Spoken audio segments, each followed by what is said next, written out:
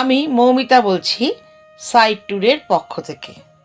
আজ দাঁড়িয়ে আছি কলকাতার প্রাণ কেন্দ্রে, ইতিহাসের এক নীরব সাক্ষী চাঁদপাল ঘাট। এর অবস্থান হুগলি নদীর তীরে বাবুঘাটের ঠিক পাশে।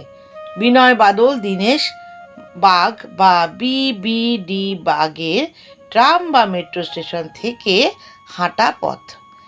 হ্যাঁ, এখানে পৌঁছলে বোঝা যায় এ শুধু একটা ঘাট নয়, এ এক শতাব্দীর বেশি সময় ধরে কলকাতা জলপথ ইতিহাসের প্রবেশদ্বার।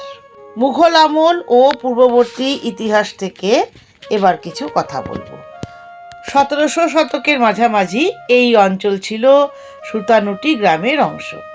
গঙ্গার ধারে এখানে থাকতো ব্যবসায়ী সম্প্রদায়, মাঝি, মৎস্যজীবী, যাদের জলপথই ছিল জীবনরেখা।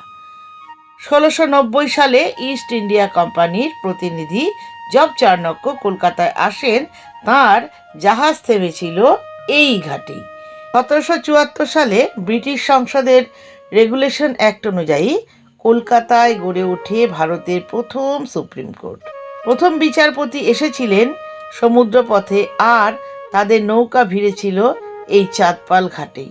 এই ঘাট থেকেই তারা যান গভর্নমেন্ট হাউসে, টাউন হলে। চাঁদপাল ঘাট হয়ে উঠেছিল ইংরেজ শাসনের এক সাংবিধানিক প্রবেশদ্বার। চাঁদপাল ঘাটের আশেপাশে গড়ে ওঠে টাউন হল 1803 সালে, গভর্নমেন্ট হাউস আজকের যেটা Raj Bhavan, Esplanade Row, Ghatwala Road. East India Company এখান থেকেই চালাতো প্রশাসন, পৌর পরিষদ, বিচার ব্যবস্থা। এই ঘাটই হয়ে উঠেছিল একটি পরিকল্পিত কলকাতার সূচনা বিন্দু। 1850-এর দশকে শুরু হয় স্টিমার পরিষেবা। চাঁদপাল ঘাট থেকে চলতো প্যাসেঞ্জার ও পণ্যবাহী স্টিমার নদিয়া, বরিশাল এবং আসাম পর্যন্ত। 1854 সালে রেল চালু হয় হাওড়া থেকে হুগলি, এবং তখন ঘাটের সঙ্গে যুক্ত হয় রেলপথ।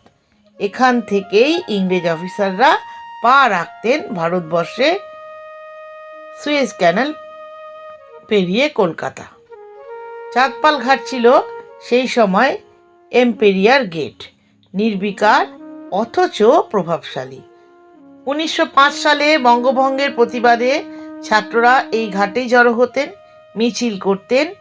1911 সালে রাজধানী দিল্লি সরানোর সময় চাঁদপাল ঘাট দিয়েই বিদায় নেন ব্রিটিশ গভর্নররা। এখানে নামতো রিলিফ শিপ, কিন্তু অনেক খাবার পৌঁছতো না গন্তব্যে।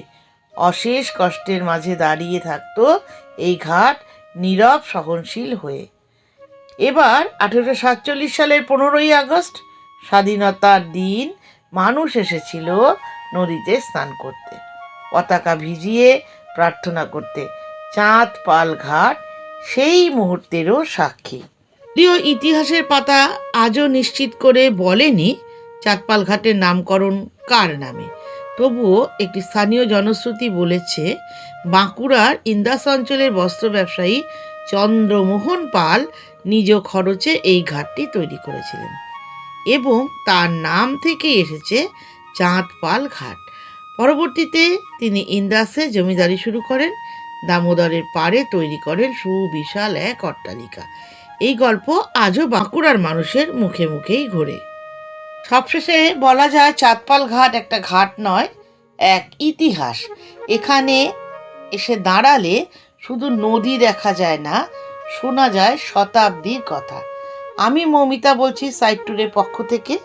এ ছিল আজকের ঘাটের গল্প। চলুন এবার রওনা হই কলকাতার আরও একটা ঘাটের দিকে, যেখানে আরও ইতিহাস, আরও ছুঁয়ে যাওয়া অপেক্ষা করে আছে। পরের পর্বে খুব শিগগিরই দেখা হচ্ছে।